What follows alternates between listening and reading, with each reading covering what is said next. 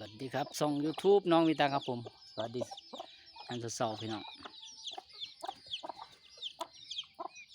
ที่มาถามมาพอไก่แล้วพี่น้องเด้อตัวนี้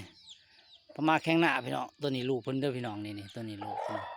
ให้ได้เช็คตัวนี้สิเปิดแบงค์ให้ FC เฮาถามมาหลายคนอยู่พี่น้องตัวนี้ลูกของตัวนี้เด้อพี่น้องเด้อเนี่ยพอพันธุ์ตัวนี้ลูกเพิ่นเริ่มใหญ่แล้วพี่น้องเนี่ยประมาณ6-7 เดือนแล้วพี่น้องเนี่ยเริ่มจะได้เช็คแล้วพี่น้องเช็คก็จะเปิดแบ่งพอพันธุ์ก็นำเขาซื้ออันนี้นำเขามาเพื่อนพี่น้องนี่ลูกคนพี่น้องเริ่มจะได้เช็คแล้วพี่น้องถ้าได้เช็คแล้วก็จะเปิดแบ่งให้พี่น้องถ้าเห็นกับไก่แม่แล้วพี่น้องแข่งหนาจัดอยู่นี่พี่น้องพ่อเพื่อนพี่น้องตัวพ่อนี่พี่น้องลูกนี่ก็เป็นมาหล่อนี่เขาสายมาหล่อพี่น้องทำมาหล่อชนเชิงพอพันตัวนี้3 ปีกลัวแล้วพี่น้องสมเลยคือเก่าปกติคือเก่าพี่น้องน้ำเชื่อยังดีคือเก่าชุดลูกๆเพิ่นกันนี่นะพี่น้องนิดหน่อยได้อยู่ประมาณ5 แม่แล้วพี่น้องฝากกดติดตามด้วยพี่น้องเด้อพม่าแข้งหน้าพอฮิตพม่าแข้งหน้ากับพม่าหล่อพี่น้องมาเชิงนี่พม่าเชิงกับพม่าหล่อตัวนี้สิเป็นพม่าส้นพม่าพี่น้องเป็นพม่าแข้งหน้ายืนจิ้มพี่น้องจิ้มเสิร์ฟแข้งหน้าตัวนี้เอามาใส่กับอันนี้แม่พันธุ์เป็นออกมาลำวงแค่น้อยพี่น้องมีเหลี่ยม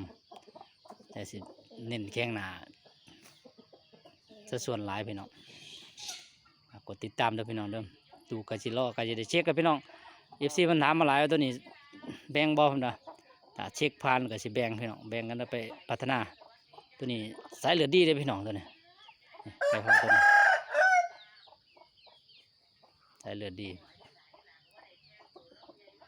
ใช้กับบริอ่างยิ่งเนาะพี่น้องต้นนี้สายเลือดดีพี่น้องเป็นแข้งหน้า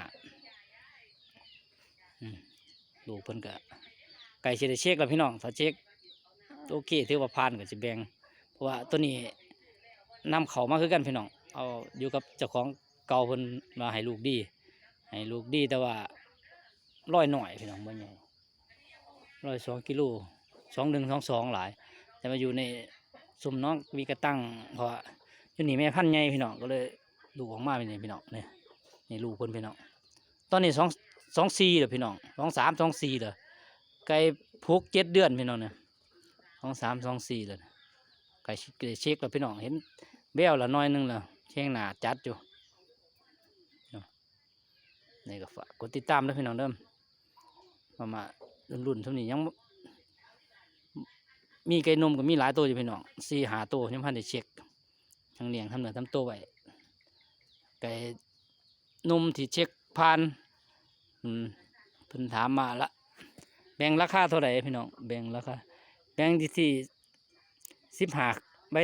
แดงขึ้นไปเด้อพี่น้องบ่รวมส่งเด้อพี่น้อง15 ใบแดงบ่รวมส่งเพราะว่าจุดนี้เป็นพอนำเขามาพี่น้องลูกเพิ่นเป็นลูกแม่พันธุ์รักตัวนี้กับลูกแม่พันธุ์นำเขามาแล้วก็พอพันธุ์ก็นำเขามาให้กันพี่น้องแบ่ง15 ใบแดงให้รอเช็คก่อนพี่น้องเช็คตัวใดผ่านก็ค่อยว่ากันพี่น้องค่อยเอาไปแล้วอยู่นี่สิเน้นมีความแม่นกันพี่น้องให้มีแม่นก่อนค่อยเช็คให้มีความแม่นพี่น้องให้แม่นวางแผลเป็นมีความแม่นก็โอเคแล้วพี่น้องลีลาก็ค่อยว่ากันลีลานี่แค่เอาตัวรอดได้กับพ่อพี่น้องบ่ได้เป็นเน้นหยังขอให้แต่เบอร์แข็งดีมีแม่นได้ก็คอยติดตามกันเรื่อยๆพี่น้องช่วงนี้ไก่นมช่วง8-9 เดือนมีหลายตัวอยู่พี่น้อง5-6 ตัวพร้อมสิเช็คตัวหนึ่งเมื่อวานเนี่ยตัวเท่าก็ได้เช็คเบิ้งแล้วพี่น้องถือว่าแม่นอยู่บางการบางแผลแม่นอยู่นี่แม่นแต่ว่าไก่ไม้พี่น้องเตะกันยังล้มไปปะนี่พี่น้องลูกพ่อพันธุ์รัก ใหญ่แล้วพี่น้องรอเช็คอะไรก็ไว้แจ้งคนนี้ก็เด้อพี่น้องไว้พอกันคลิปหน้ามานุ่มสวยๆพี่น้อง